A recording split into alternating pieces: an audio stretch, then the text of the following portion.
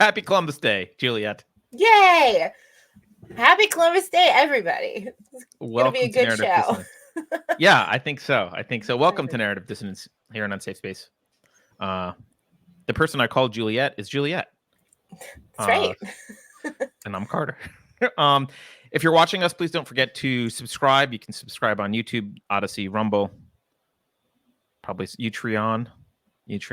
I'm supposed to be pushing Rumble, though, because we're starting to do more on Rumble. Also, the Ghost of Unsafe Space is back on Twitter, _Unsafe Space. You can follow us there. And yeah, you can go to unsafespace.com if you want to support us. Any housekeeping? Let's do some. Wait, Juliet. So our next book club is Juliet is hosting our next book club. Yes. It's her book. She didn't write this particular book, although she has written fiction. That's true. But she chose this book. And I have to say, Juliet, this book, this Slaughterhouse 5 book, having started it, I'm realizing it is not about Halloween. It's not a Halloween book.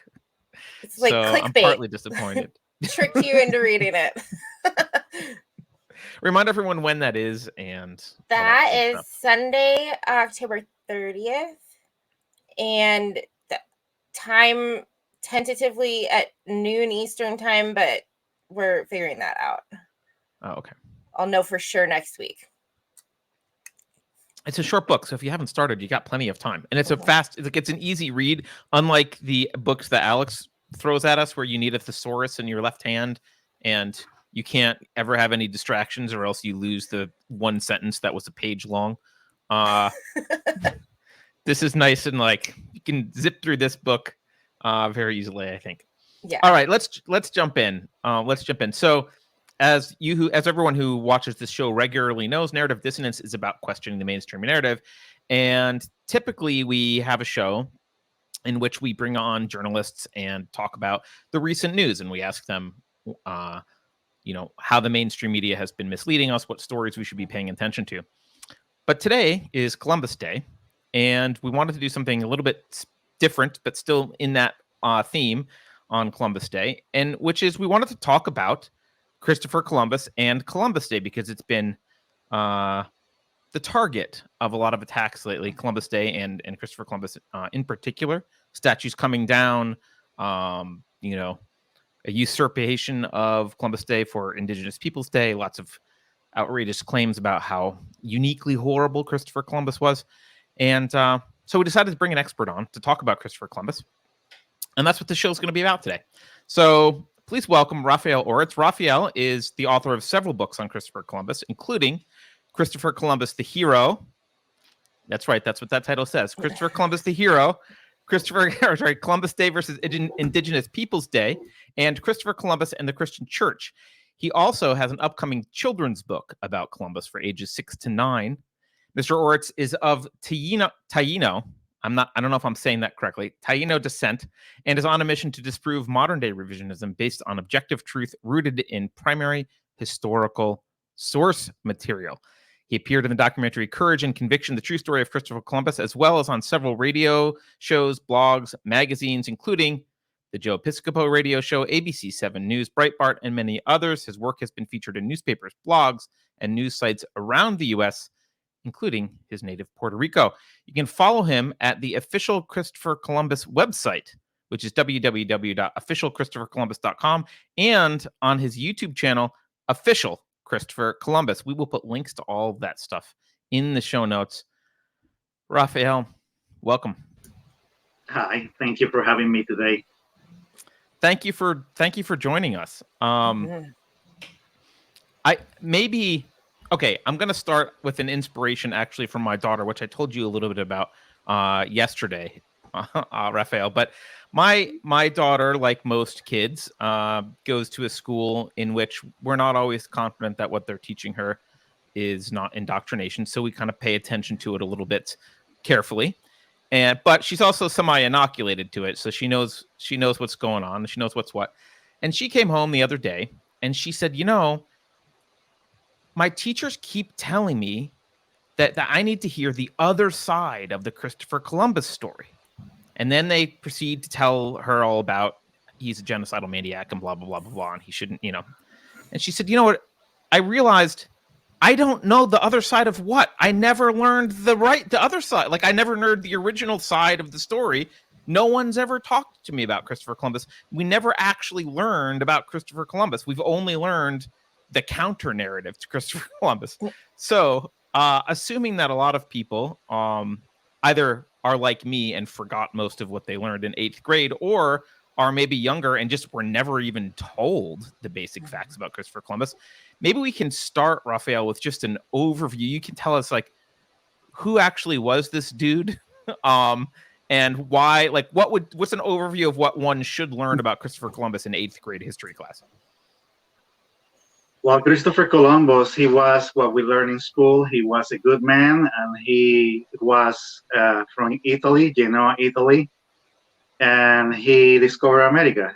So all those things that we learned, they are true when you read the primary sources. The other stuff that you mentioned about him being the genocidal maniac and the rapist and pedophile and a racist, all that stuff is not true. That information comes from modern day revisionists like Howard Zinn and other people, but he's the one that is the most famous of them. And he's been, and many people who follow him, they've been pushing against Columbus Day, and after many decades, they start to become successful in doing that. Yeah. Let's back up and just talk about, like, some really general stuff. So we all know in 1492 Columbus sailed the ocean blue, although I'm not even sure everyone knows that anymore. But okay, so he was sponsored by the King and Queen of Spain, although he was Italian. He came to America, but he landed, was it Haiti or Dominican Republic, somewhere down there in the Caribbeans, right? He settled in Hispaniola, which is modern day Haiti and the Dominican Republic. Haiti is actually the indigenous name. But he discovered, some people say that, they say, no, he never reached North America, which is not, I mean, that's true, but he reached Central America, South America, and the Caribbean. Right. Okay. And also North America was reached because of him too. Right. So he gets there, and from what one might surmise from the mainstream media, I would think that it sounds like he gets there and immediately comes off the ship with an axe and starts slaughtering people and putting them in chains and enslaving them. That's what he did, right? No. If you go to YouTube, there are some videos that people have made of cartoons doing that. You know, they have this cartoon of Christopher Columbus going island to island, killing indigenous people, but that's not true. Yeah. So correct me if I'm wrong. I think so. He actually makes friends with one of the chiefs there, and I mentioned earlier that you were of Taino descent. Is that how I pronounce? Did I pronounce it wrong or? Yes, that's right. Taino. Okay, Taino. That is was that the tribes that were there at the time? Were they the Taino? Is that who that was? Yeah, those are the natives who were living in the Caribbean, including Puerto Rico, where I was born. Okay. And that's what also makes me to dig into Christopher Columbus, because I never heard such things. My understanding was that he was good toward the natives, so I started to research to see what was the truth, because I never heard about that. And also, if those claims were true, I would not be here. I would be, or maybe I would be here, but saying don't celebrate Columbus. Right. I'm sure that the anti-Columbus Day people don't appreciate your heritage very much, combined with your stance. That's not their favorite combination. So he comes in and he actually, correct me where I'm wrong here, but he befriends one of the chiefs. There's a few tribes there, and he befriends one of the chiefs, Guacanagari. I don't know if I'm pronouncing that correctly. Is that correct? Yeah, you can say it like that, or you can say Guacanagari. Guacanagari. Okay. Yeah.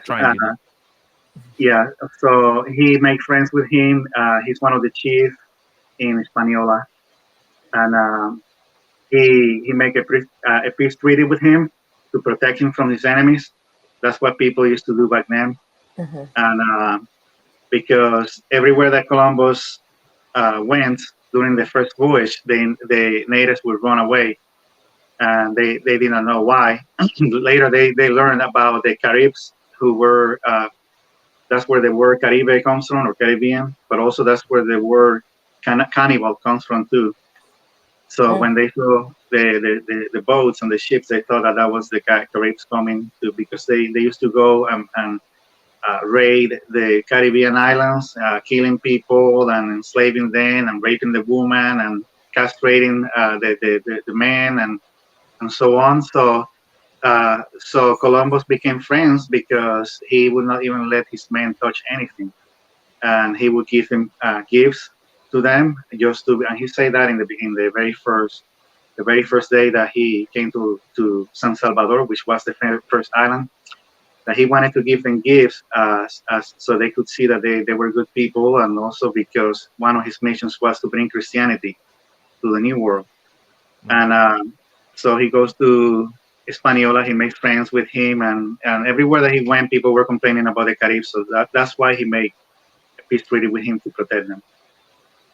Okay, so by the way, that was one of the things that I can't believe I hadn't heard of before, but if you can go right to the Oxford English Dictionary, that's where the word cannibal comes from. It comes from the Canibes and Carib tribes there that were, wreaking havoc and doing like what you said. They're just, being cannibals. So he befriends this guy. He leaves people at a little place that I guess he calls Navidad. I think he founded it around Christmas or something. I don't know why he called it Navidad, but he leaves this guy. He leaves his 40 men, goes back to Spain, and he comes back, and the other tribes had slaughtered his men, and he had people on his side. There were people under his charge who wanted to just go attack all the natives, but he said, no, we have to go talk to my buddy and see what happened, basically. Is that correct? Okay, so what happened was that he came with 3 ships, La Niña, La Pinta, and the Santa Maria. But the Santa Maria shipwrecked on the Christmas Eve. So what they did, they took the wood from the ship and they built this fort, and they left with 2 ships back, and he left 39 men over there, and he called it La Navidad, which means Christmas, because that happened Christmas Day or Christmas Eve. Yeah. So he returned back. He's received as a hero, and this is like the short version because there is a lot of details. Then he comes back to the Caribbean, but this time he came with 17 ships and 1,200 people, settlers. They have everything from priests, carpenters, people who was going to work the gold mines. They have a few women too, and a doctor. So when they return back to Hispaniola, they see that all 39 men were murdered by a rival chief named Caonabo. So in the beginning, people suspect that it was Wacanagari who did it, but Columbus said, "No, let's wait," and eventually, it was proven that it was Caonabo. Caonabo, even though he was one of the chief of Hispaniola, Hispaniola has 6 ships, 6 chief back then. And as I say, they were called Taínos, but Caonabo was Carib born. He was born from the Caribs, so he had a very bad temper. But also, the men of Columbus, they disobeyed his orders. He left them there. He told them, "Stay here. Respect the people, respect the chief, do not go to other territories," but they did the opposite. And that's why they got killed. So Caonabo came and he burned everything, and even though Wacanagari tried to fight, they were not successful. So Columbus did everything he could to keep the peace. He moved to another part of the island, and he made another settlement called La Isabela, on honor of Queen Isabel, and they worked there. He left to explore the Caribbean. He was trying to reach the continent, and but again, the man took the advantage. That he was not there to go and do things that they should not. It was mostly because of the woman. They liked the woman, And back then also they would give you the woman too. That's what they used to do. They liked them a lot, but they were not. Anyway, they got in trouble when Columbus came back. He punished those men who misbehaved. And Wakanagari came to Columbus and he asked him, "Would you help me to fight Kaonabo? Because he also killed one of my wife." The chief were polygamous. They have many wives. And he said that Kaonabo killed one of his wives and kidnapped another one. So Columbus said that, yeah, that's fine. So he fought him because he was the guy who killed his man. And also not only because of that, because Columbus tried to do everything to keep the peace, but he kept killing men. And he decapitated like 20 more. He tried to burn a hospital with 40 men in it. So that's why Columbus fought them and he defeated them. And he sent some of them as prisoners of war or slaves to Spain. And he made everybody else to pay a tribute.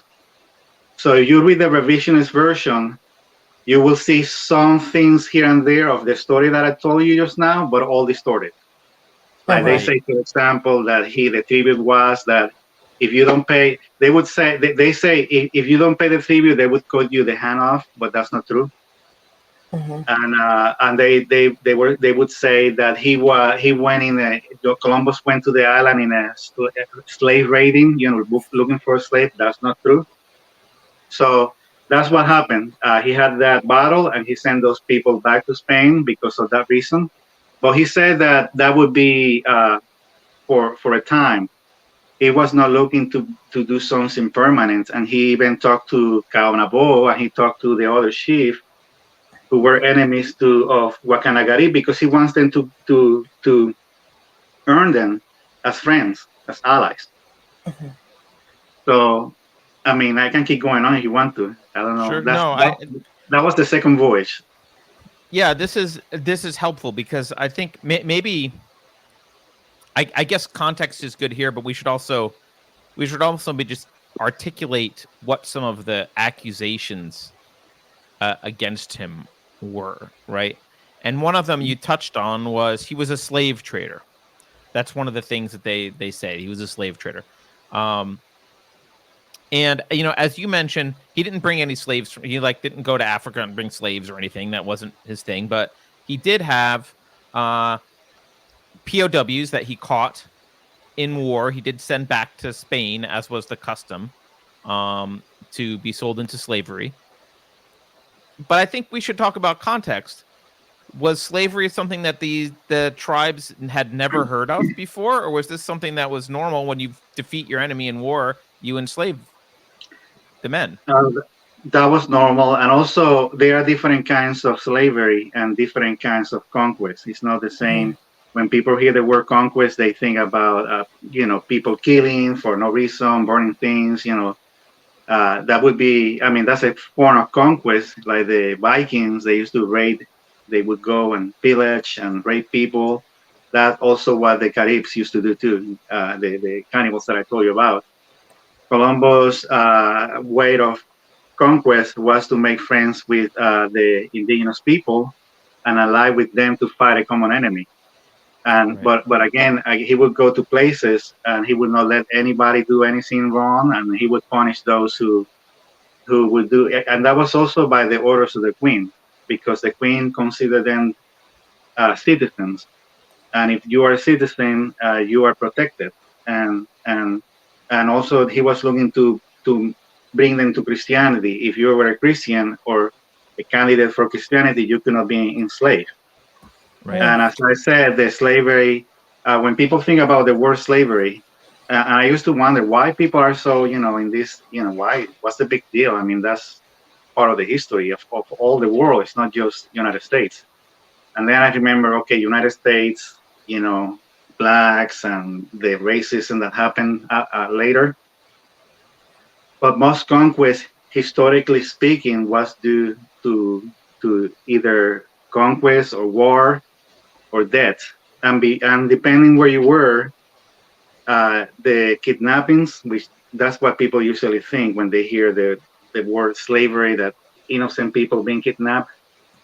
depending where you were, that could be illegal and punished with death. Yeah. And one example would be the Old Testament and also the Hammurabi Code. You could not do that. So Columbus was only allowed to quote unquote enslave prisoners of war, and that's it, done. And then he was suspended too. When he finished his third voyage as governor, he was suspended. You hear this. Another thing that struck me once I learned the truth about this is you hear this claim that, oh, he was so bad that he was arrested and sent back to Spain in shackles.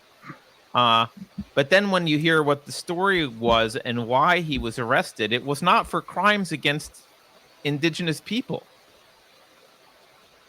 Do you want to tell that story? Yes, and that's the third voyage. So that's good that you're going, in order, timeline wise. And that's the way that I wrote my book too. The Christopher Columbus, the hero, and debunking the claims, but I'm using the timeline so people have, so they don't get lost.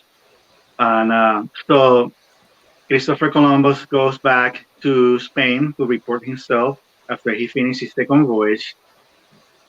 And everything went bad on the second, everybody was expecting to, as soon as they get to the New World, they would become rich, and that was not like that. Many people got sick. It was too hot. There was no air conditioning back then. Food got spoiled. Then Cabo also had the audacity to burn and all the crops from the island with the purpose of killing the Spaniards, but that have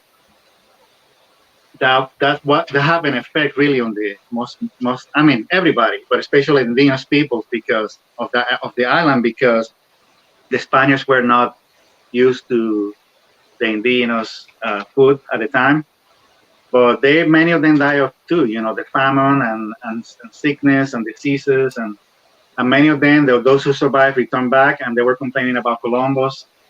And then there was also hurricanes coming and destroying everything. So it was very bad. Columbus went back because he still believed in his projects. And he brought evidence that, that yes, there is gold. And yes, we can make it. Just let us give us one more try. So he goes back to the third voyage. He left his brothers in charge. He had two brothers. But then there was a mutiny, which was kind of normal back then. And this guy, his name was Roldan. He's the one who led this insurrection, and he took over. And when Columbus arrived, he had no choice but to submit to the guy. One of the demands that they wanted, hold on, just a minute. They wanted the people, the Taínos, who were their allies, to work for them in the mines, and Columbus didn't want that. That would be a foreign slavery, and Columbus didn't want it. But he had no choice. He could not fight the guy. He was outnumbered. So he did whatever he wanted to, but he would send secret letters to the queen saying, I'm doing this, but I'm not in favor of this. Please send soldiers to contain the situation. And also he wanted that they send a judge to investigate all these people because they were very bad too, with the mutiny.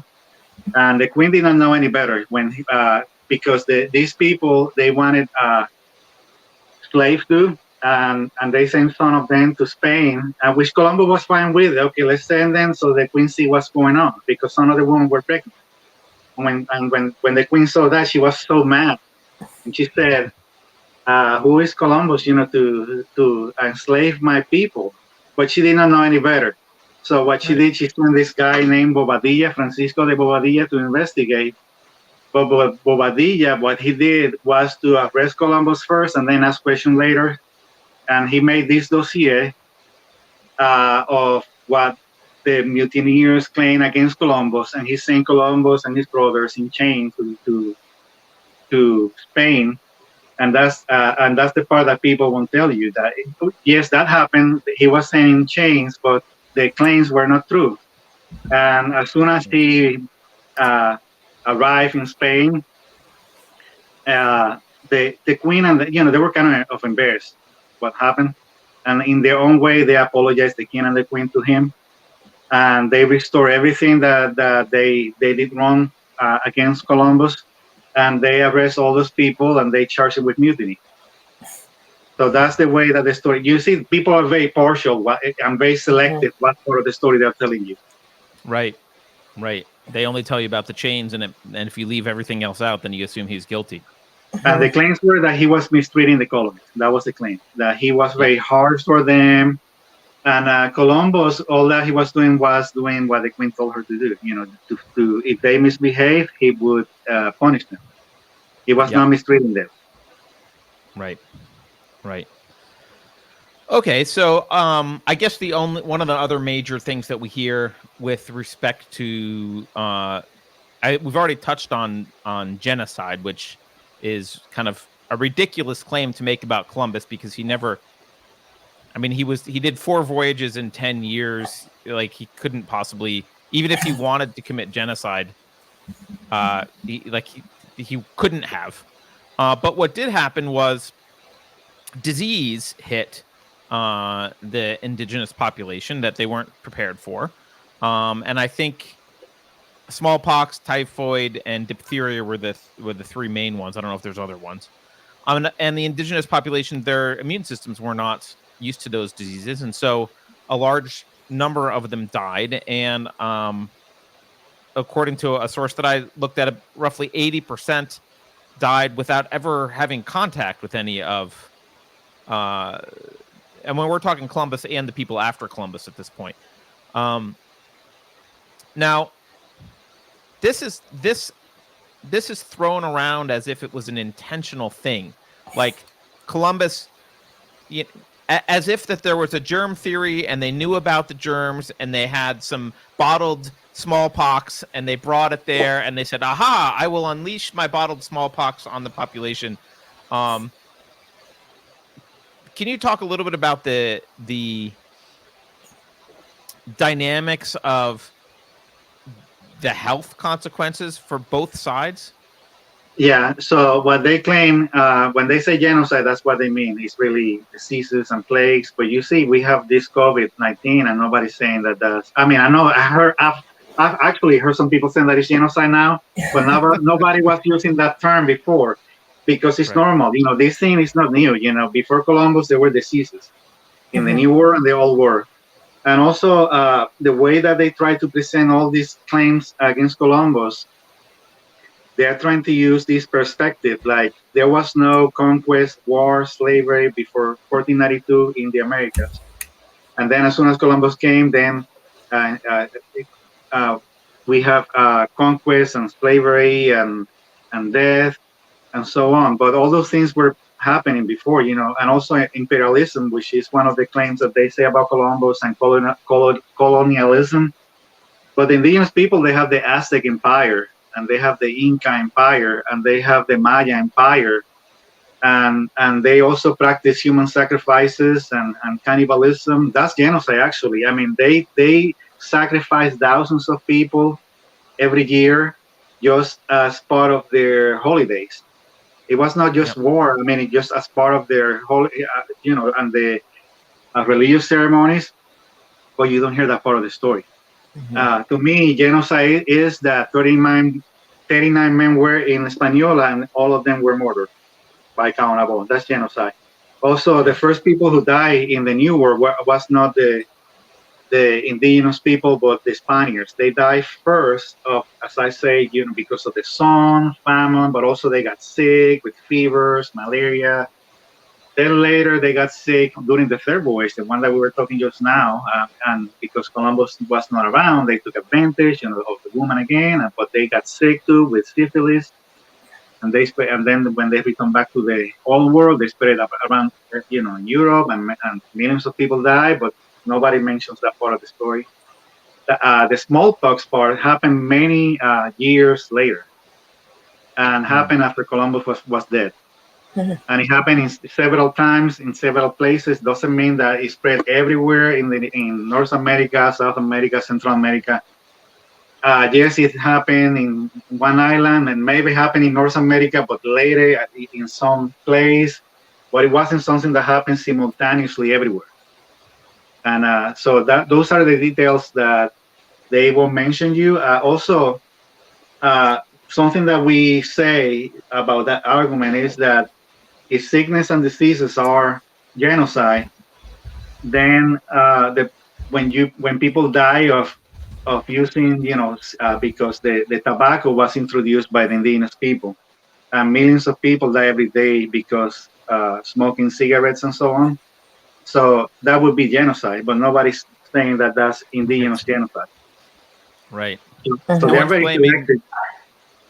Yeah, no one's blaming indigenous people for tobacco deaths every year. Yeah. So Yeah. and as I say, many of those smallpox happened much later after Columbus was dead. And many even Sure. and we were talking.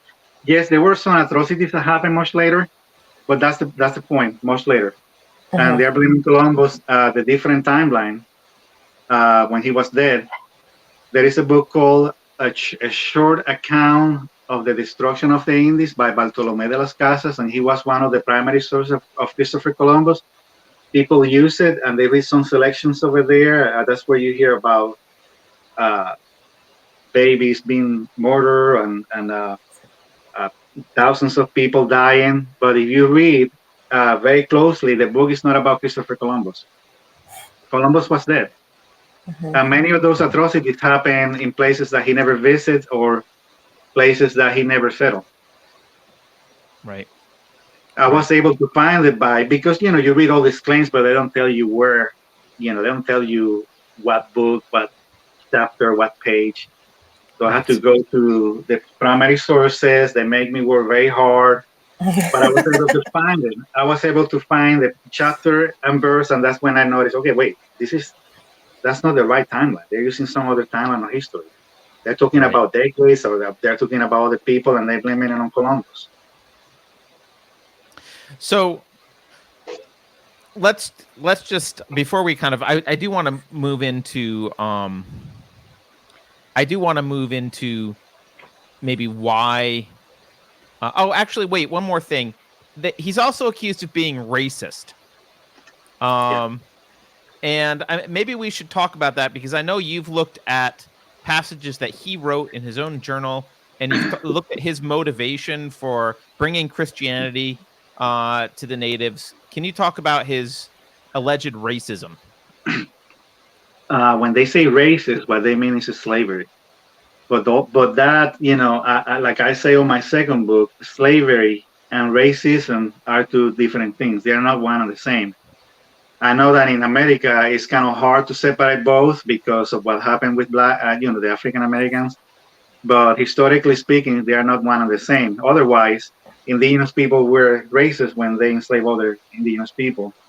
Blacks would be racist when they enslaved other black people in Africa.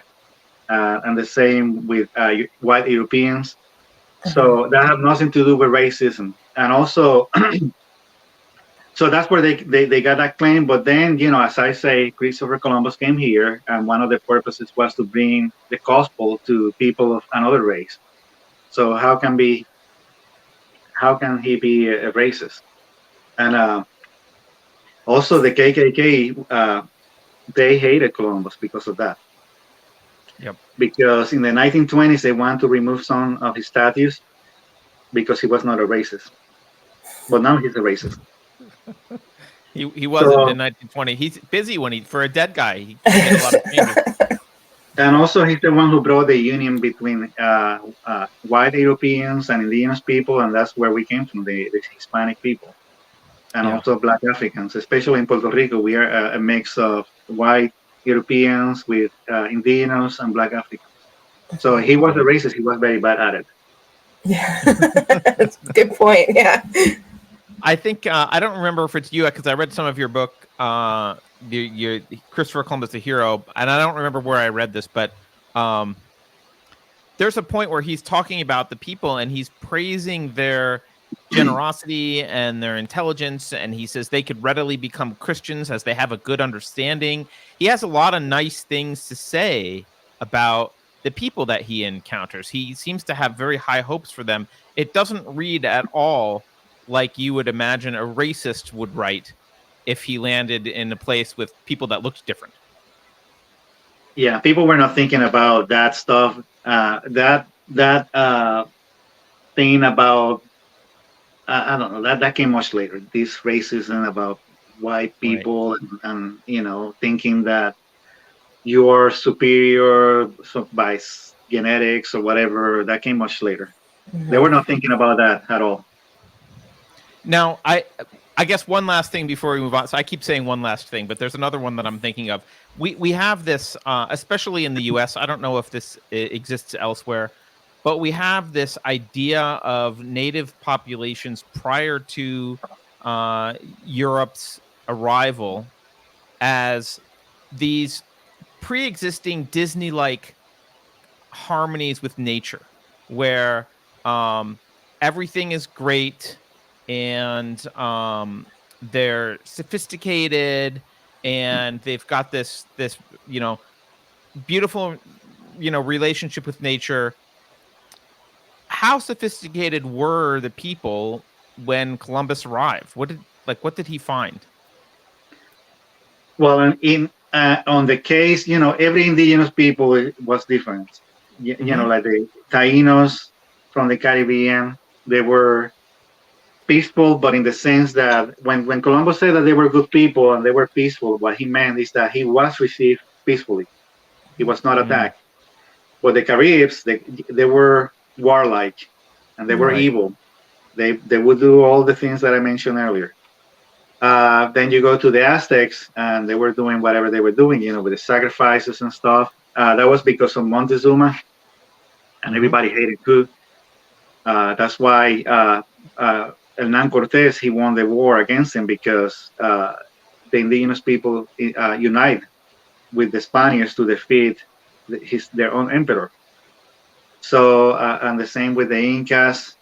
So it doesn't mean that everybody was bad. It's like anything. There are good people everywhere. There were good Spaniards and bad Spaniards. There were good indigenous people. There were bad indigenous people. There were people who were okay too. All the good things, they were always praised by the Spaniards, not only by Columbus, but everybody loved it. But also the things that were bad, they would mention. The people who were writing back then, they were very honest. They will tell you the truth about it. They were not hiding anything. Everything that was good, that was mentioned. Everything that was wrong, that was mentioned too. Now, including the people, about the Spaniards too. My understanding, and I guess I could be wrong, but my understanding is that either Columbus or those immediately after him, they brought concepts like crop rotation and animal breeding and that kind of stuff to the New World, which actually did help indigenous people be more productive agriculturally and not do slash and burn crop raising anymore, and have domesticated animals. Is that accurate? I think so. Yeah, there was. That's what they call the Columbus exchange. Columbus, he took some plants from here and brought them back to the old world, and some stuff from the old world and brought it back here. And the same with animals. He's the one who brought horses to the new world. There were no horses during that time of history. Yeah. But then they use the same term. They use the same term about Columbus exchange, like exchanging diseases too. Like he brought smallpox, and the indigenous people brought the syphilis.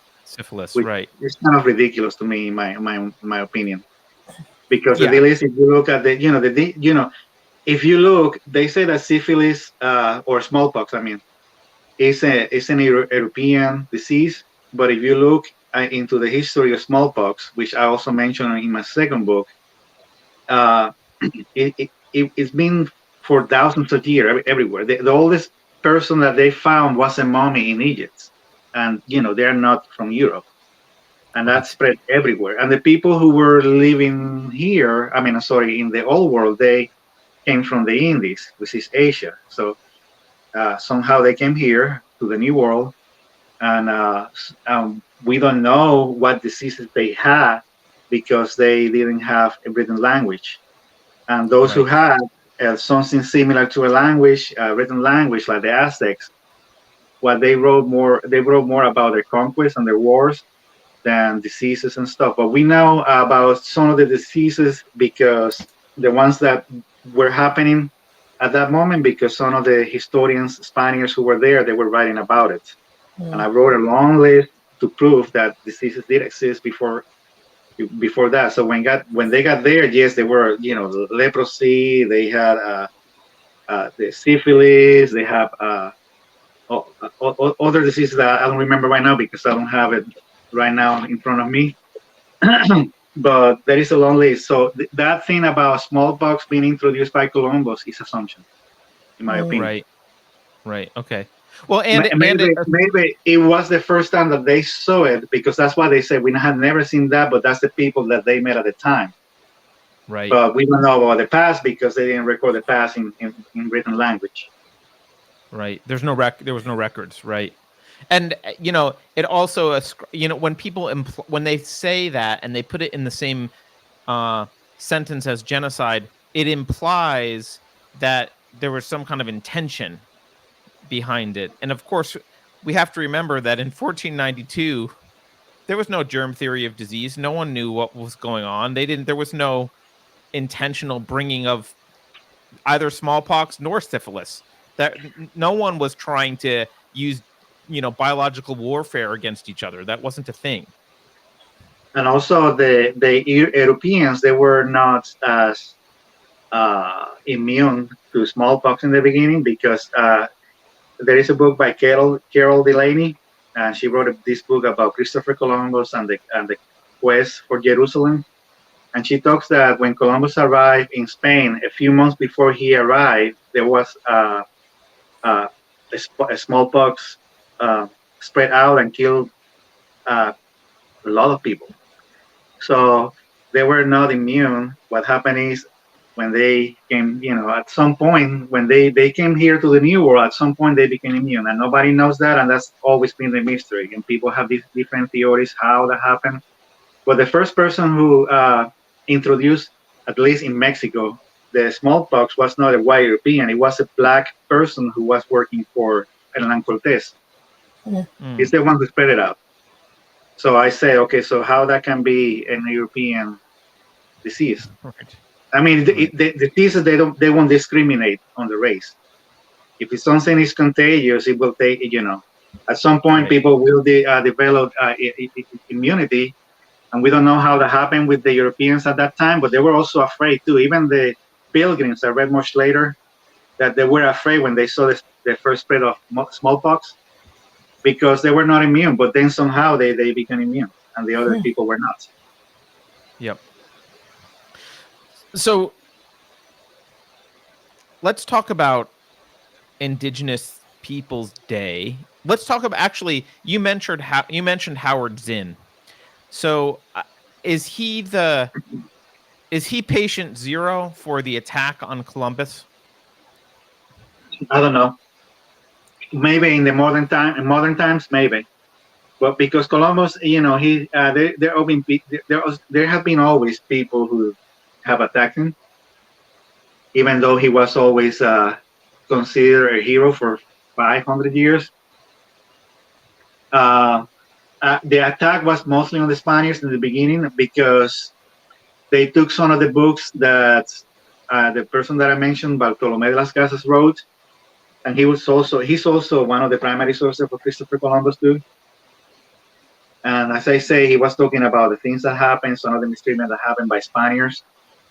So they took some of his books and they used it as propaganda. I'm talking about other European countries. They used it against the Spaniards to promote them as evil people.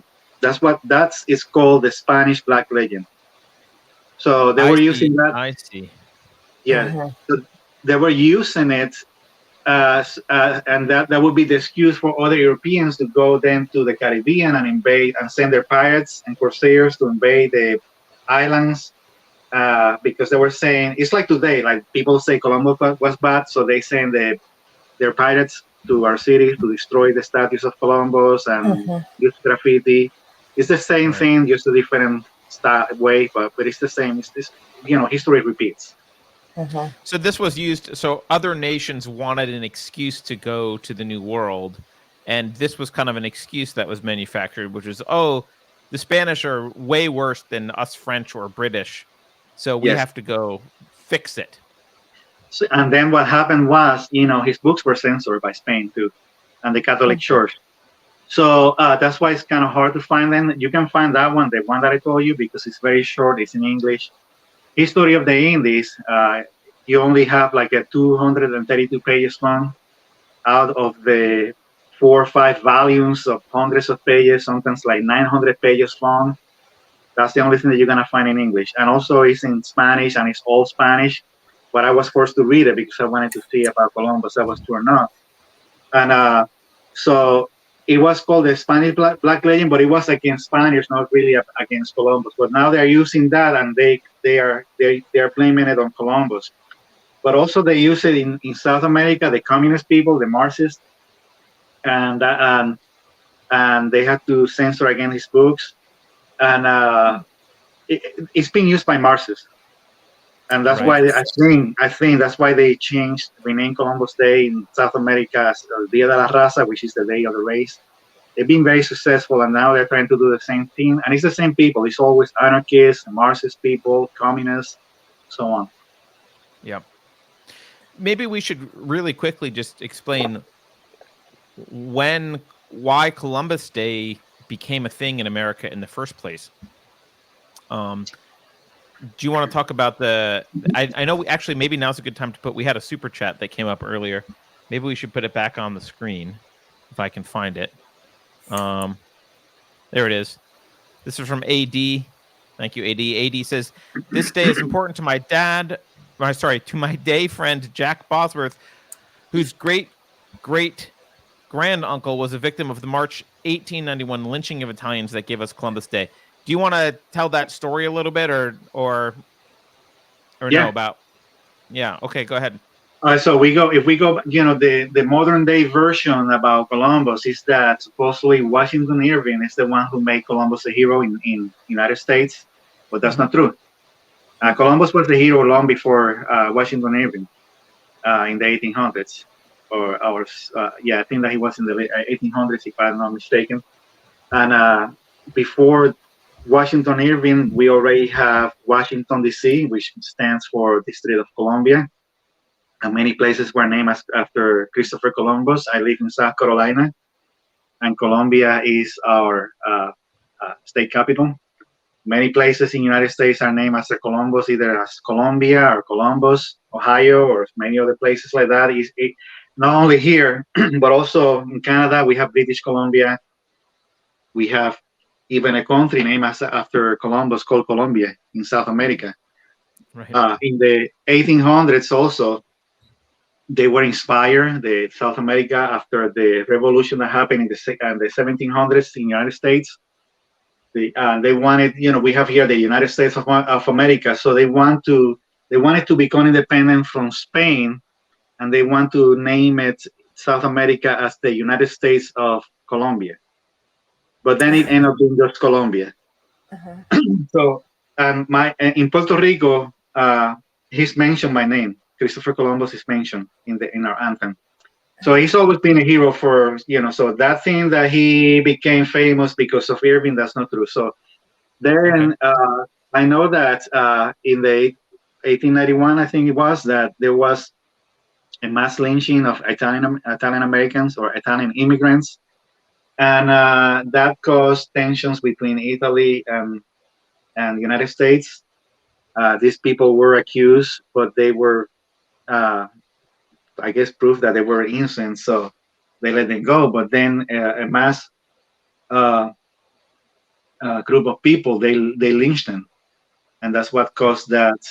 There is a movie about it too. It was free. I saw it like a few months ago on YouTube. I don't remember the name, but it's based on a book too. And Christopher Walken is in the movie too. It's a good movie. It's kind of hard to watch sometimes. It was very unfair what they did to them. So what they did, the president at the time, he made a Columbus Day like a national holiday to amend for what happened.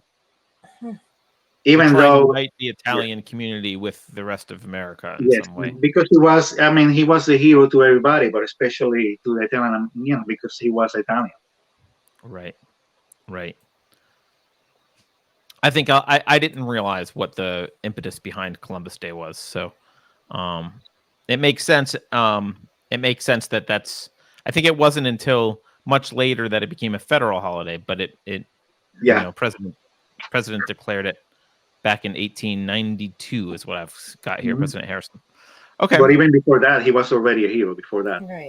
Right. Of course, as you mentioned, there's statues, things named after him. It's very clear that we all recognized. Even America, according to Bartolomé de las Casas, America should have been named after him. Yeah. It should have been named Columbus or Colombia, not America. Why? Because Amerigo Vespucci, he reached South America, Central America, but he was using a map by Columbus. And he claimed that he reached the continent before Columbus, and that's not true. So Las Casas, he was thinking that maybe he was lying. And when he published his account, Vespucci, it happened at a time that Columbus' fame was not that much anymore. So he became very famous, and this German cartographer, he put the name America on the map that they were doing at a time about the discoveries of the Indies, because they were always calling America the Indies. Right. But when Amerigo Vespucci became famous, then this cartographer put the name America, and that's stuck, and that's the way that it's been called until now. Oh wow! It was an act like a cartographer's whim is why it's called America. Yeah. It's also that's the problem when people don't know history too. So he was. Go ahead. He's always been like that. I mean, it's like I say that on the last part of my the book, The Hero. That they even stole that from him, the name of the continent.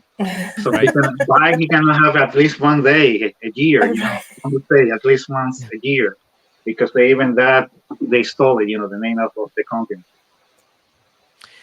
Yeah, you're reminding me of one other thing that I hear, which is I didn't know that it was not true. I just assumed that it was true, but I didn't care. There are people saying, well, he didn't discover America. The Vikings did. They were here beforehand.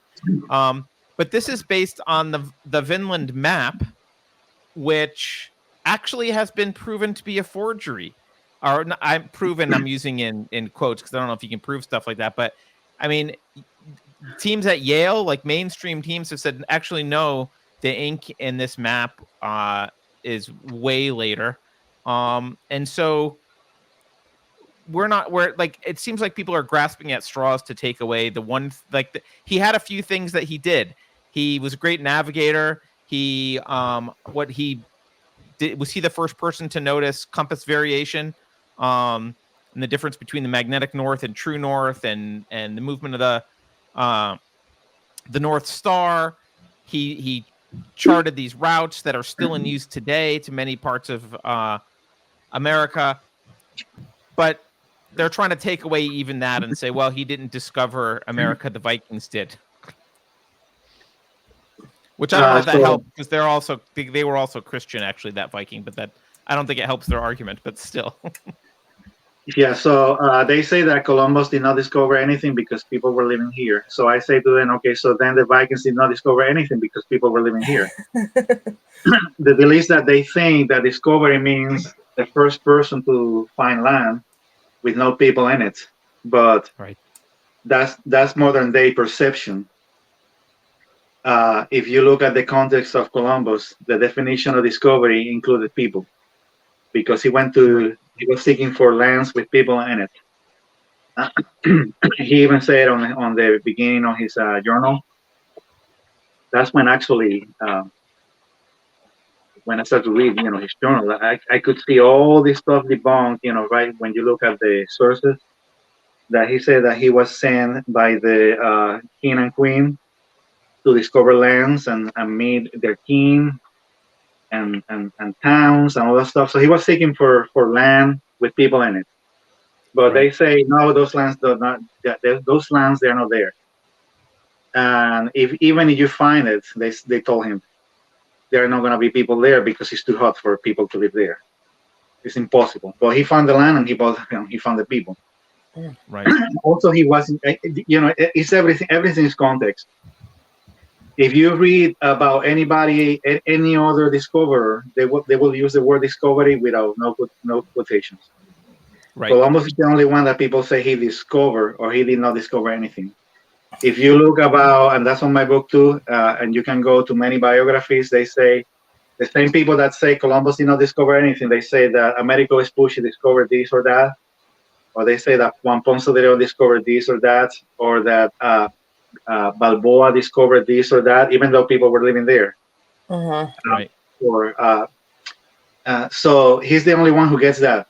The difference between the Vikings and Columbus, and I say they did not discover America because it's not named America. If they have discovered America, then it would be named after one of the Vikings, or after Leif, or after somebody else. What happened was that the Vikings, they were living in Greenland, and that's where the maps ended back then. And I have a video too on YouTube about it. You can find it on my page on Official Christopher Columbus, and I explain it. And when you see it, it's better to see it than to say it. But they were living where the maps ended, which is Greenland. And one day when they were returning back, a storm took him a little bit further, and that's why they found the land, because it's next door. But they did not know that. But the understanding of the people back then, and then they left too. Eventually, whatever settlement they have in Canada, in Vinland or whatever, they left because of the fights that they have with the indigenous peoples. So, but that's where the maps ended, and that's they call it Thule. And after Thule or Greenland in the maps back then, there was nothing but water. So that's why they told Columbus, no, it's impossible because there is no land after Thule. It's just water, and you're not going to make it. You're going to run out of provisions. But then Columbus had a bigger challenge too, because he was sailing from Spain. And if you look into a map, a world map, if you look on the north, you're going to see that in between America, Europe and America, on the north part, you're going to see England. That's what the Vikings did. They left from Europe and they went to England, Ireland, Iceland, and Greenland. And they were just following the wind. They were following the waves. That's what people used to do. They were not doing nothing special. But the challenge for Columbus was that when you look at Spain, between Spain and America, there is nothing but water, mystery. And people back then, they would stay close to land. They would not go. They would not dare to go farther. So there is no land, and also they told him there was no waves, or there would not be wind to come back. And sometimes that would be the case. During 1492, there were times that it was very scary because they would not have any wind. And if there is no wind, you cannot sail. Right. So what he did was very heroic. And, after a few days, they threat his life. They say that they want to throw him overboard. But he kept, and also he was inspired after Marco Polo. That's where he got this idea about the Indies, but also the names back then of many places was different. As I say, Greenland was Thule. The Indies was not India. The Indies were actually Japan and Asia, Japan, China. Back then, Japan was called Zipangu. China was called Katai. So when people say, no, he was lost because he called them Indians, he was not that mistaken, because the deal is that they came from the Indies somehow. Right. So anyway, and he was not lost. He found something better. And also the reason why we say that he discovered America is under the meaning that it was a continent that was not in the maps until he found it. It was almost like a puzzle. He started to mark all the stuff. He died. Other explorers kept marking the maps and stuff. And then at some point they realized, okay, wait, this is something else. But he was not trying to be the first person, the first explorer, the first person discovering the land with no people in it. He was not even trying to be the first European, because he knew that about Marco Polo, who was European too. But again, he was not in the Indies. Right. All that he was trying to do was to purposely pass Thule till he reached the other side, the Indies. But again, in between Europe and Asia, there is a continent. Right. And also, he believed that because he believed that the Earth was smaller, and the people they would say they were telling him, no, it's bigger, and you're not gonna make it. And some people say that he was an idiot because of that, because he thought that the Earth was smaller, and he was wrong about it. But he was basing all that information according to the scientists of those days, like Pliny, Ptolemy, Marinus, Socrates. Those were the people who have written about geography, and they have made maps and so on. And also, he have a contemporary cartographer called Toscanelli, and he also said the same thing. He said, "Yeah, you can reach land in 30 days." So he was not doing things because he was not doing those things because he was an idiot. He was the opposite. But of course, he didn't know that those lands were another land, and that's what it means. He discovered America. Yeah, I think it's important to just realize what the word discovery means. Inherent in the word discovery is, for like, to whom, right? If I say to my wife, I discovered a new restaurant in San Francisco, she doesn't say, no, you didn't. There were people at the restaurant beforehand. It's like, no, like, for us, I discovered it for us. Like, he's discovering it for all of Europe. No one knew that this continent was here and that you could get there this way. And like, it's a huge discovery for all of the world of Europe, which matters, right? And obviously also, the indigenous people knew they were there. Yeah, and also the indigenous people, they did not know anything about the Old World, and the people from Europe did not know anything about the New World. There is even a show, Star Trek. There is a new show. There are 2 new shows. One is called Discovery. So I always say, so how they can discover those planets when aliens are living in it? That's a good point. And then they also have a new show called New Worlds. Star Trek New Worlds. So I say, how can those worlds be new when aliens are living there? Right. So Columbus is the only one who gets he did not discover anything, or they put discovery in quotes. The New World means that it was new to them at the time, but also it was new at some point when the indigenous people crossed from the Old World to the New World. Yep. That's why it's the New World. Yep. Right. So let's. Well, I was just gonna make the point because, okay, say that the Vikings made it here. The knowledge was lost by the time Columbus was trying to go to the other side of the ocean. So whether or not people made it to the Americas prior to him, nobody knew there were 2 gigantic continents on the other side of the water. So, it's kind of like, even if they made it here first, like for our modern era, from Columbus till now, we have written history. So we know how things played out. So to us, like, Columbus discovered the Americas. And also, I forgot what it was about the Vikings and leaving. Well, you made the point before, Rafael, that the Vikings, when they went to the other island just past Greenland, they got blown over there. They said, "Oh, there's nothing past that. It's empty." So Columbus was going, even knowing what the Vikings had done, everyone still thought there's nothing out there. You're going to nothing. Yeah, but also according to a historian, his name was Paolo Emilio Taviani. He says that they perhaps believed the Vikings that they were still in Europe. Right.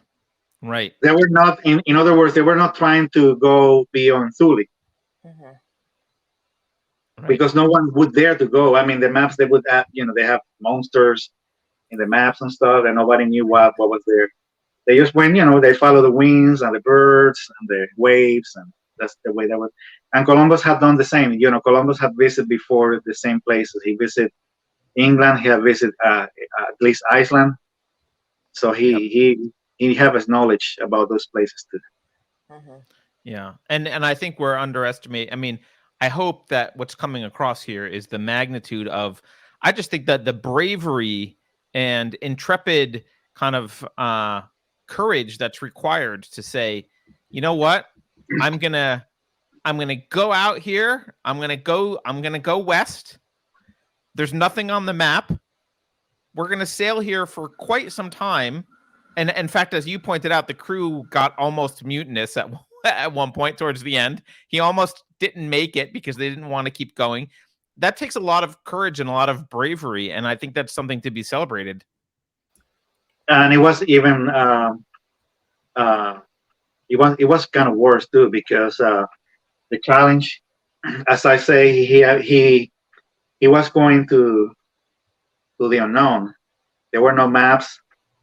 There was no technology, and as we mentioned earlier, he depended on the winds. He had winds, and he could go. He don't have any winds. They had to go to this sea called Sargasso Sea, which is full of seaweeds, and they thought they're gonna be there, stuck there, and not move. Yep. They have a meteor that fell close to the ships too, and everybody was scared. They were like superstitious. They saw a volcano erupting in the Canary Islands, and they thought that was like an omen. They have a lot of stuff happening. It was a big challenge. But when he made it, it was celebrated, and it was celebrated. That's one of my favorite parts when he arrived. And then when he returns back, he was celebrated as a hero, not only in Spain but also in Portugal. Mm-hmm. Yep. And then the news spread everywhere in Europe too. And that's why we have also, because people said they tried to separate Columbus from everybody else, but everybody that follow, they are dependent on Columbus. Like the British came here because of Columbus, and so were the French and everybody else, and the Jewish people who were trying to escape persecution, and the Portuguese. Everybody came because of Columbus, because he proved that it was safe to sail west and make it. Right. Otherwise, they would be doing that long before him, purposely. So that's why England, they knew about Columbus because he sent his brother. Because people don't know this, he first lobbied to Portugal, but the king say no. But then behind his back, he sent some chips behind Columbus's back, and he was so mad that he left Portugal. And they didn't make it because they could not find anything, and they got scared, so they returned back. So he came to Spain, but they made him wait like 7 years. So he sent his brother to England just in case that they say no to him in Spain. And he made it to England, his brother. So that's why the king knew. And when they learned about Columbus, they sent John Cabot. And then when his brother Bartolome reached France, that's when he learned that Columbus, if the news came into France that Columbus had reached the New World.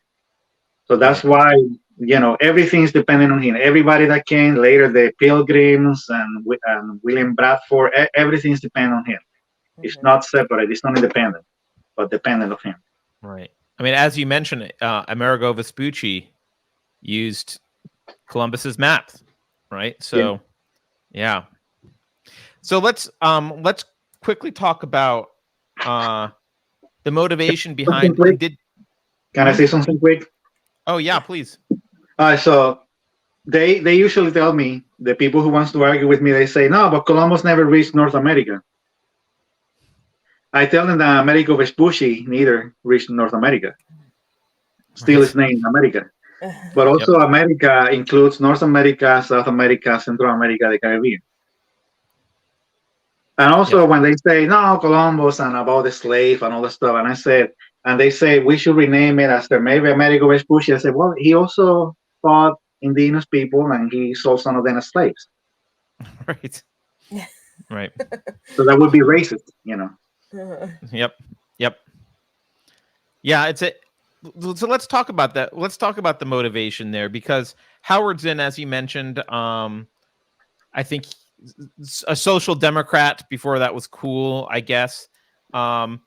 Definitely involved in the communist parties of the time, definitely a major leftist kind of in his mindset. And he writes this book People's History of the United States, which becomes popular and gets into high schools everywhere. And I mean, can you talk about his treatment of Columbus? Because it seems like it kind of reads like if the KGB could write about Columbus, this is what they would say.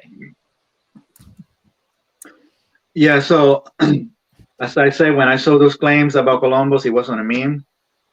And then I saw videos, anti-Columbus videos on YouTube. So what I did, okay, I don't know where they're getting this thing from. So I went back to that meme and I went back to those videos, and I would see he been usually the first name among others like James Lowen and other people that I don't remember right now.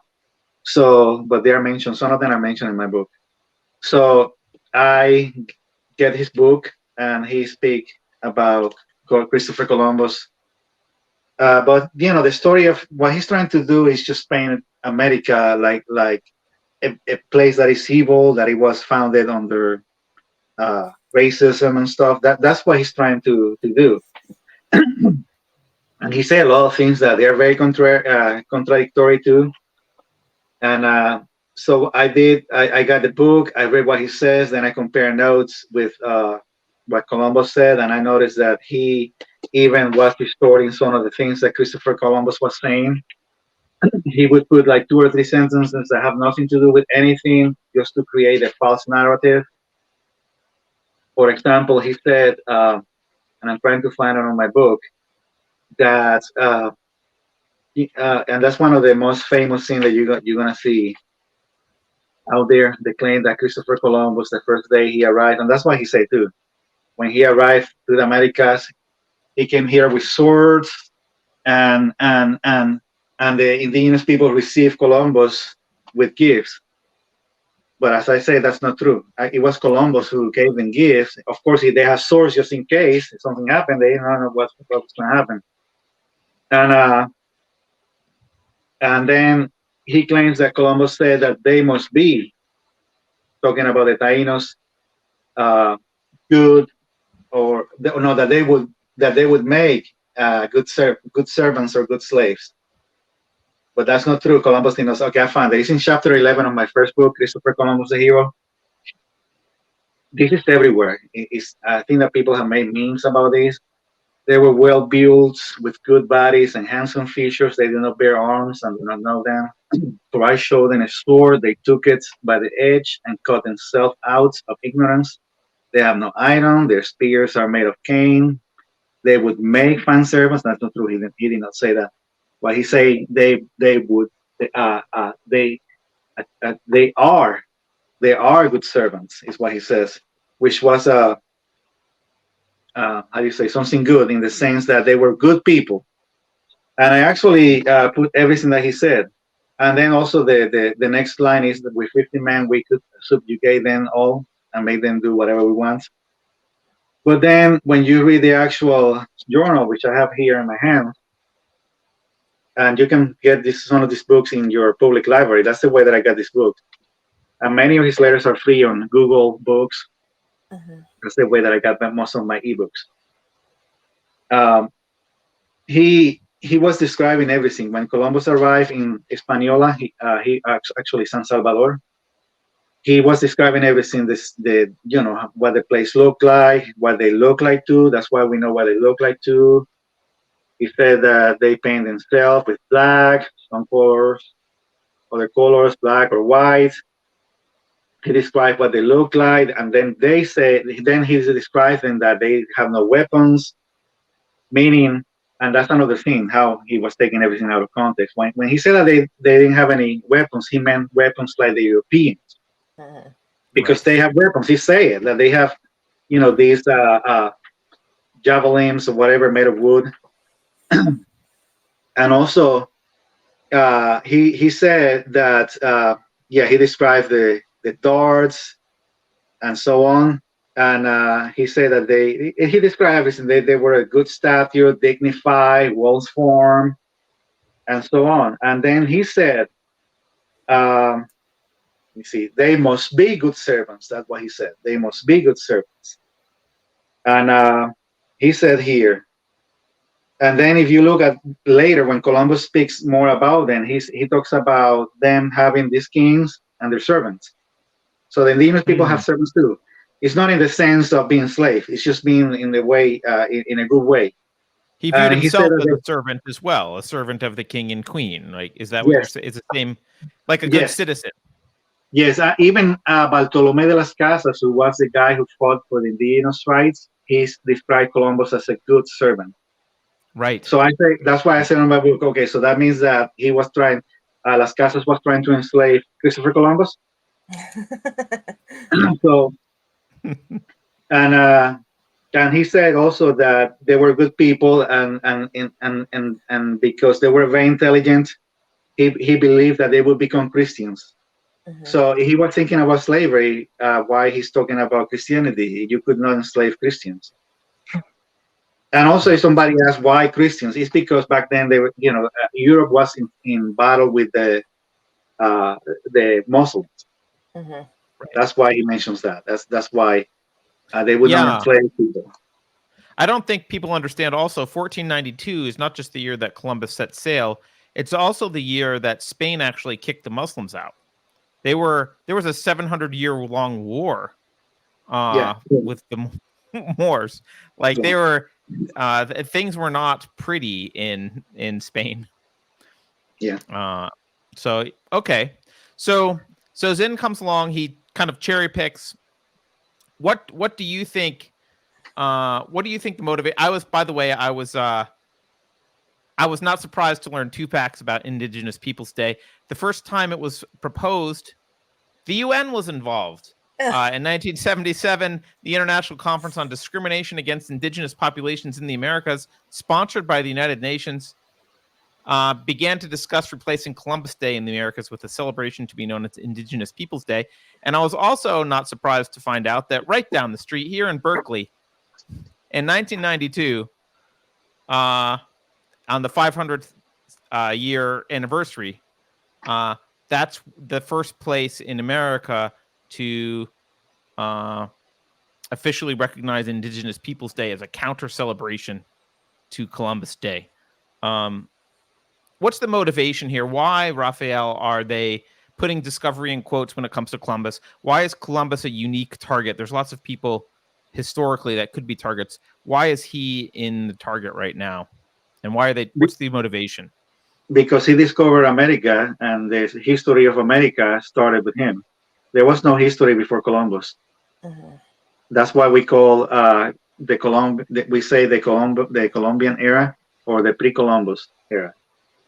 He was the first historian. He was the first cartographer, the first geographer, the first anthropologist, and the first Christian missionary. So, and he brought this thing that we call Western civilization, which includes the Judeo-Christian values, and these people, they are against it. So they're using this, they're trying to use indigenous people just to put them, what they're trying to do is what the Marxists have always done, is to put people against each other, divide and conquer. They try to put blacks before whites, against whites, or indigenous people against Italian American people. But as you say, there are 2 Indigenous Peoples Day in the calendar. One is in September, the one that you mentioned, or August, and the other one is the Friday after Thanksgiving, and it's called Native American Heritage Day. And also November is the Indigenous Peoples Month. So there is no need to rename anything, and there is no reason to do it. It's just putting people against each other, divide to conquer. Yeah. They do seem to be attacking anything that is symbolic. And also, the people who defend Columbus, those who defend Columbus like me, we are not against Indigenous Peoples Day. Because in my case, I'm indigenous. And Hispanics, we are indigenous. We have indigenous blood. but we don't want that day to be replaced. And again, they already have like 2 or 3 days, so there is no need to rename Columbus Day for Indigenous Peoples Day. Right. Well, last year, Biden, his proclamation for Columbus Day last year was seems like really an attempt to usurp Columbus Day and replace it with Indigenous Peoples Day. But this year, his proclamation doesn't mention that at all, and seems to be pretty straight up Columbus. So at least maybe that's progress. I don't know. I know something happened, but I never read the proclamation because I didn't want to. I don't like to read and then be frustrated.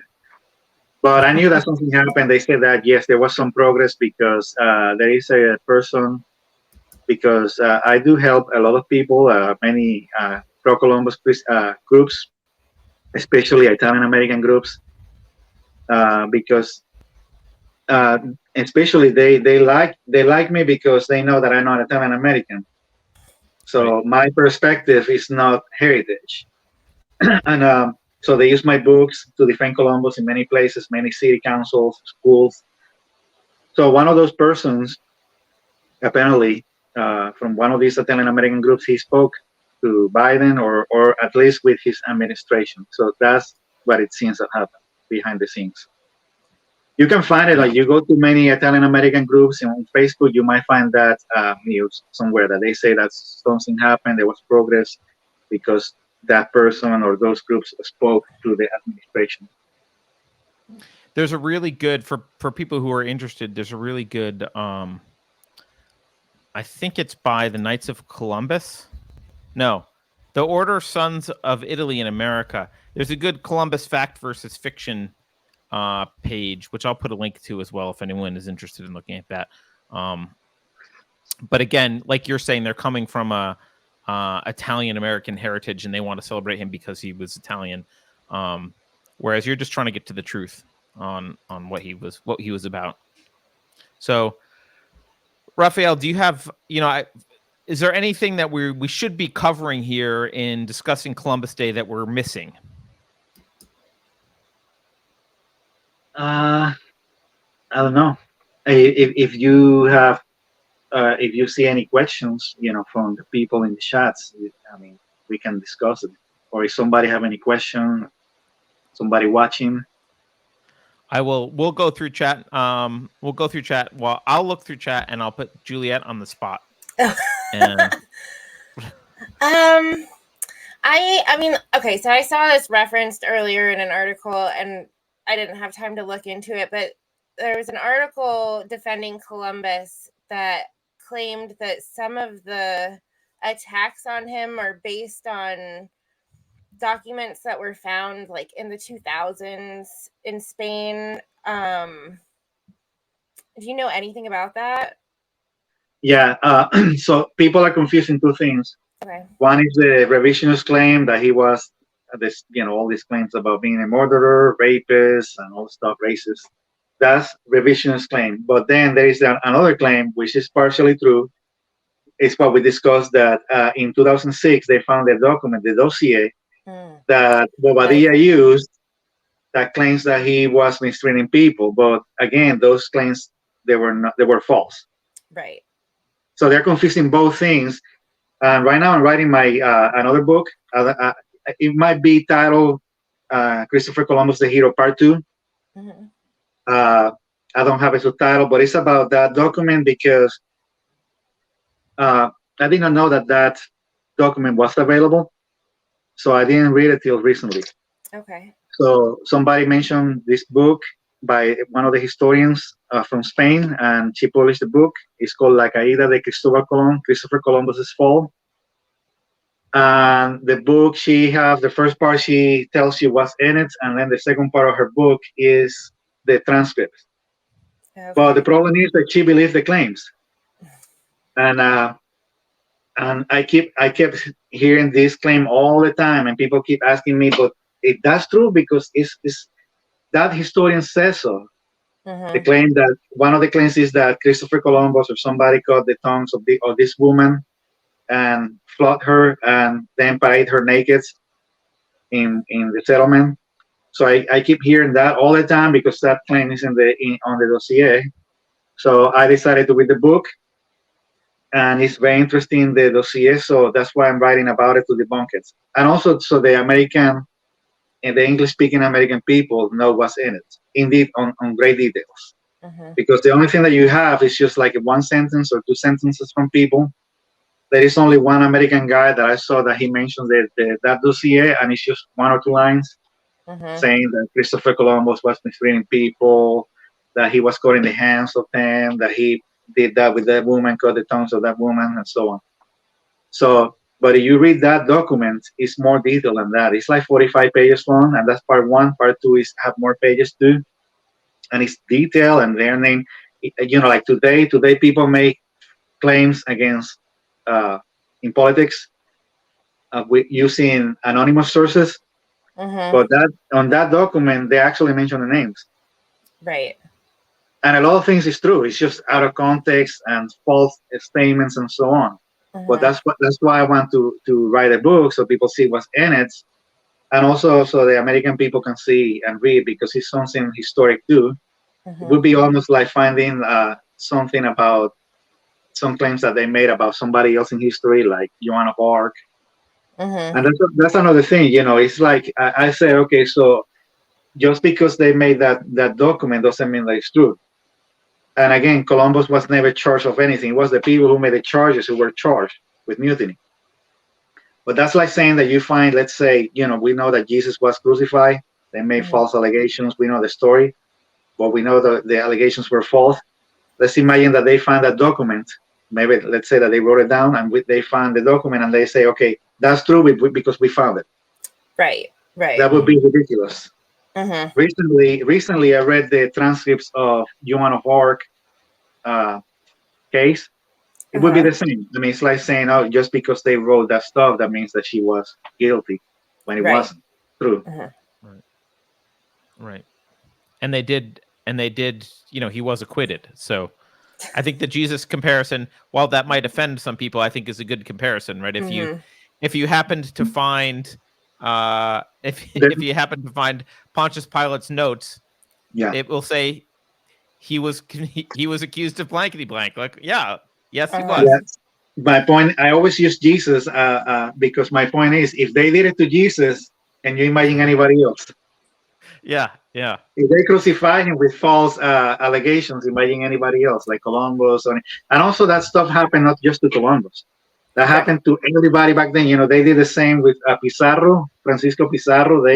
His own men killed him, and they also hanged his brother. And Balboa was also hanged. And what's the other one? Cortez. He had to go to trial too, or he had to sue. It was just politics. People claim politics, but back then people would backstab you, but in the literal sense. So Columbus was lucky that he at least he made it alive. Yep. We have a question from chat about any miracles, or I'll expand it and just say amazing things that happened to Columbus during his travels. Are there any like really interesting stories or any amazing things that happened to him during his travels? In what sense?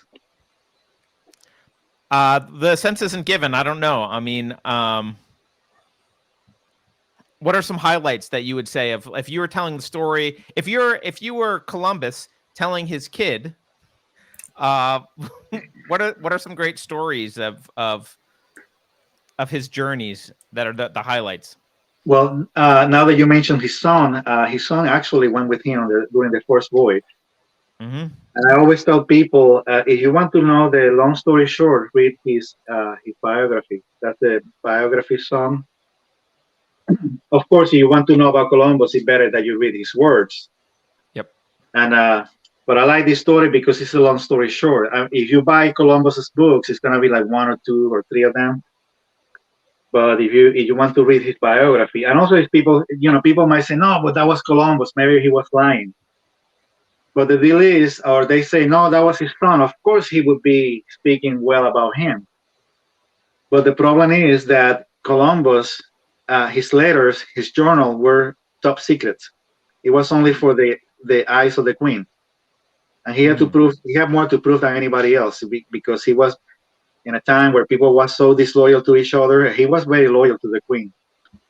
And also that's not the only person. There was another source called Peter Martyr, and he was doing the same. He would send letters privately to people about the discoveries.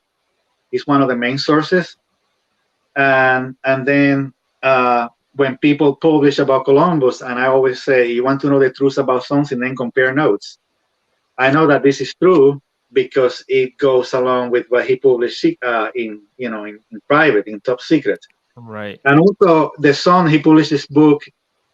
This book was actually never published under. He gave the script to his sister-in-law, and then he died. It was published much later. So some people say no, he was looking for money. No, he wasn't. He already had money, and also it was never published during his lifetime. And also it was used by Bartolomé de las Casas too. But anyway, he accompanied Columbus during the first voyage, and that's my favorite voyage. So since we talk about the first one, second one, and third one, we can talk a little bit about the fourth one. Sure. Because even people who won't like Columbus, they would say, especially that voyage was epic. I mean, not to Columbus, but to us, to the reader, because to Columbus, it was like everything going to hell in the embassy. It was storms, hurricanes, mutinies, battles, and so on. So it's almost like watching a movie. Right. That's also what I like about. Really enjoy the epic poem about him. Like living it is maybe not the same as reading about it later. Right. And there is an author called Lawrence Bergman. He doesn't really like Columbus that much, but at least he likes him as a bold sailor. He would say that. But he attacked Columbus with whatever. I don't know. But he acknowledged that one also was, and people have compared that as an epic, like something from the Odyssey. That's my favorite. Again, not to him, but to me, to the reader. It's like an epic. Right. He also predicts a hurricane coming to Hispaniola, and nobody believed him. And he told the people, do not send those ships back to Spain. And they did not hear him. They didn't listen to him as usual. And they sent the ships, and those ships have his enemies. So the hurricane came and destroyed everything and killed all his enemies. Bobadilla, Roldan, the guy who started the mutiny, with everybody died. But Columbus survived. So, and they call that they say that Columbus was doing like a magic spell, like a course against it. But that's not true. I mean, that's just people saying stuff. Right. His son believed that was God's judgment against those people, because if they have made it alive to Spain, because of their political connection, they would be, free. But they all die, and then Columbus and he goes to South America. He have more, sharks surrounding the ships, and in some battles we saw this chief called the Kivian, and they had to flee the place. They killed many of them. Many of the ships they made it. They had to. Many of the ships they were full of worms and many holes. So he made it to Jamaica, and he was there in Jamaica for almost 1 year, like Robinson Crusoe. So when I read those stories, that's where all these stories about pirates, corsairs, people living in islands by themselves, they or cannibals going and raiding. They took all the stuff from real stuff from Columbus. And from all the people that came to it. And also he predicted an eclipse too in Jamaica. And that happened too. Yeah. That's one of my favorite stories too. Yeah. It's pretty impressive when you actually learn about what he did, how unique he was. I guess before we let you go, Rafael, why don't you tell us, how do you celebrate Columbus Day? And how do you think everyone else should celebrate Columbus Day? Well, I celebrate different because I'm the one who's defending Columbus. So I went today in the morning to a radio station, and I was interviewed over there. Usually, I get a lot of people asking me stuff on my Facebook page or trying to argue, or I have many new followers. And I get interviews like this one too. So I'm usually busy, but I think that people should celebrate it. I think it should be the most important one of the most important celebrations, maybe the most important celebration in America, because It should not be only for Italian Americans. It should be for everybody, because we're here because of Christopher Columbus. Hispanics, as I say, came because of Columbus. European people came here, and everybody who came from the old world, it's because of Columbus. It should be everything. If you like, for example, and I understand why. It's just that, and for example, they try to rename Thanksgiving Day as on Thanksgiving Day, and they're not being successful, because, in my opinion, they see Thanksgiving more like close to Christmas, and also because the Pilgrims were from, they were Anglo-Saxons speaking English. That's why some people start the history with the Pilgrims and not with Columbus. But the story of Columbus, that is, America in the literal sense, history started with him, and they came because of him. And because of him, we have other celebrations. We have Thanksgiving, but again, Columbus is the one who brought Christianity. He's the one who, in Christmas, which is a Christian celebration, he decided to settle here. And we have Thanksgiving, which is a celebration to the Christian God. We have also Easter, which is a celebration about God too, the Christian God. So all these celebrations are because of Columbus. Then we have more settlers came from North America. And we had the Revolution. We had July the 4th. And then we have President's Day, and then we have other celebrations. But everything is connected to Columbus. You cannot separate Columbus from anything. Right. I mean, he's the reason that we speak English and Spanish in North and South America. Right. I mean, even the pledges of allegiance was written on his honor. Many things that people did was in his honor, but most people don't know that. Yeah. Well, Rafael, thank you so much for taking the time to speak with us today. Can you remind people where they can follow you, where they can find you, and how they can find your books too? All right, so I have a website. It's called officialchristophercolumbus.com. Official, that the official page of. And the reason why I name it like that is because there were already many people using ChristopherColumbus.com, .org, .net, or whatever. And the same on Facebook. So Facebook, the same, Facebook/official Christopher Columbus, the same on YouTube, official Christopher Columbus. And I'm making videos whenever I can. The official ChristopherColumbus.com, I have blogs, I have reviews about books, about Columbus, or about anything that have to be related to Christopher Columbus. Like the other day, I make a review about this movie on Amazon about Magellan. Okay. Of course, we know Magellan came here because of Columbus too. He's not independent, but he's dependent of Columbus. So I make a little review about that TV show on Amazon Prime. And then my books are available on Amazon.com or Kindle. And the first one, as I say, is Christopher Columbus the Hero. And the second one, Columbus Day versus Indigenous Peoples Day. And the last one, Christopher Columbus and the Christian Church. And the first one is the one that is the most important, because that's the one that I debunk everything, all the claims.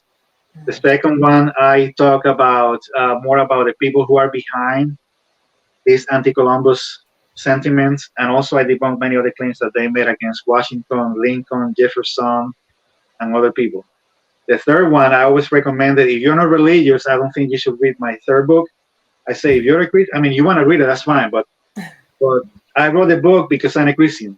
So I believe similar things, because everybody who has studied Columbus, they know that he was very religious, very, the real thing. So they said, oh yeah, like he meant well, whatever, he was so innocent. But I believe the same stuff like him. He believed in Jesus, I believe in Jesus. He believed in the second coming of Christ, I believe the same thing. He believed also that he was fulfilling prophecies. And he even wrote this thing called the Book of Prophecies, where he believed that he was fulfilling scriptures, especially, and I believe that too, that he was fulfilling scriptures, especially the book of Isaiah, that says that from the east, they will reach land, the land where people, stretch the arrow and learn about the name of the Lord. So he believed, okay, this has to be us, we're fulfilling. I believe that too. And then I talk about other people who came after him and the things that they did. And there are many good stories too about what they did for indigenous people. Because Christians they fought for their rights of the indigenous peoples too. So, and what was the other question? There is also a documentary. It's called Courage and Convictions: The True Story or the Real Story of Christopher Columbus. It's available free on YouTube. It's like 28 minutes long. And it's a documentary filmed by the Knights of Columbus and ends like halfway. And it's the same thing. It's just we mentioned also that person, the Howard Zinn. I could mention too. I'm not the only one. There are many people talking about Howard Zinn. This lady, her name is Mary Graver. She wrote a book called "Debunking Howard Zinn," and she's also in the documentary. And so on, and she's also wrote this book called "Debunking the 1619 Project" or something like that. Yep. She's in the documentary. There is somebody else called Carol Delaney. I mentioned her earlier. She's also in the documentary. Okay. And anybody who studied Columbus seriously, doesn't matter what you are, you're gonna like him, and you're gonna learn a lot of things. As I say, I'm Hispanic. I don't think that Delaney is Italian. And I know people, a bunch of people. I have people who defend Columbus, that they are half indigenous, or they are indigenous, or they are African American. Some people are very religious. Some people are not religious at all. Mm-hmm. So it's just the story of Columbus is something that is inspiring. It will inspire anybody. Have nothing to do with race. Have nothing to do. That's just been a tactic to make everything about race and slavery. It's just a tactic that they're using. But his story has always been something that has inspired everybody. Yeah, it is quite inspiring. And it's, as I started the show talking about my daughter going to school and asking about this stuff. And I guess I can circle back and say, as a father, I feel like it's sad that she was robbed of that or not given that inspirational story that other generations were, that like, hey, this is really, she was given it because I made her watch that documentary that you mentioned. But yeah, kids aren't given the inspiration of people like Columbus, who, really changed the world and for the better. Can you remind people when is your book for kids coming out? I know you have an upcoming book about Columbus for kids. All right. Before I tell you that, because I don't want to forget, I remember now. I have a new website too. It's called AmericanHolidaysWebstore.com. And what I do, I started doing merch for Christopher. I mean, I started with Columbus, but then I decided let's do it for everything. Like Father's Day, Mother's Day. Now this week I'm gonna start making merch for Thanksgiving Day. And then Christmas, you will see things like this one, "Make Columbus Day Great Again," t-shirts like this. I just posted a link in chat. I see that one on this site now. Yeah, great. I have coffee mugs. I have t-shirts about other holidays or Columbus or coffee mugs and so on. So my next book, I don't know when it's going to be available. I wanted to have it ready for this week, but we're not being able to do that, so I don't know when it's going to be ready. Okay. But as soon as it's ready, I'm going to tell everybody about it. Okay. Excellent. Well, yeah, thank you again, Rafael. This has been a great conversation. It's a great Columbus Day for me, because I feel like I'm very invigorated to celebrate Columbus in a way that I haven't been in the past several years. So, and that's thanks to you. So I appreciate it. And people who have read my books, some people have read all my books, but then they also read the sources. Yep. And I like that. I like that people are getting educated. They don't read only one book. They read like 2 or 3 or 4. They read his journal, his letters, this one too, or they read other historians and so on, because it's an awesome story.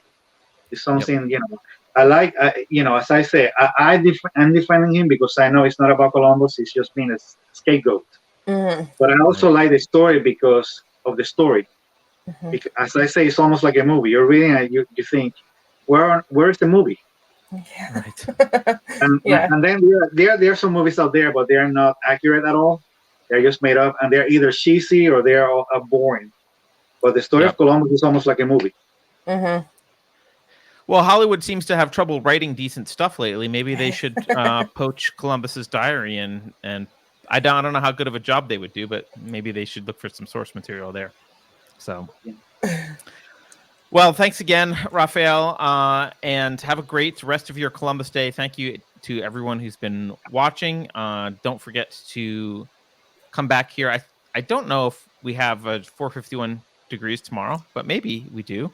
And we probably have Rebel Civics on Wednesday and Dangerous Thoughts and all that kind of stuff. Token Minority Report on Thursday and occasional levity on Friday. Yes. And maybe even a free association this Friday, because I know Alex was preparing one. So anyway, awesome. Thank you all for watching. Take care. Happy Columbus Day to everyone. And thanks again, Rafael. Thank you for inviting me.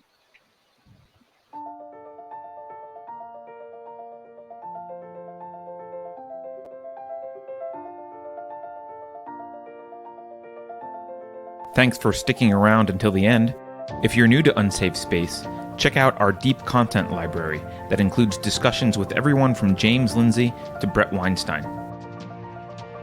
And please consider helping to fund our work by visiting unsafespace.com/donate. You can find us on a variety of social media platforms, and you can find a community of like-minded individuals on our Unsafe Space Discord server, which is open to financial supporters at any level. We hope to see you there. Warning. This is an unsafe space.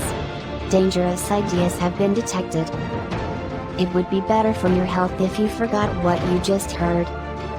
That should be easy for someone of your intelligence. The following co-conspirators are hereby ordered to watch CNN.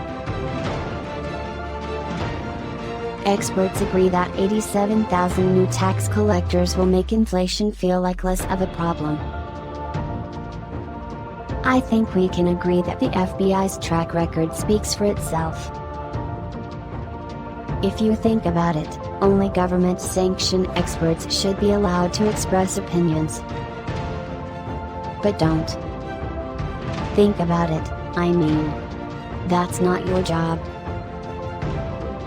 Thinking has been scientifically proven to be less efficient than compliance. Science, scientific, and scientifically are registered trademarks of the World Economic Forum. Unauthorized use is prohibited.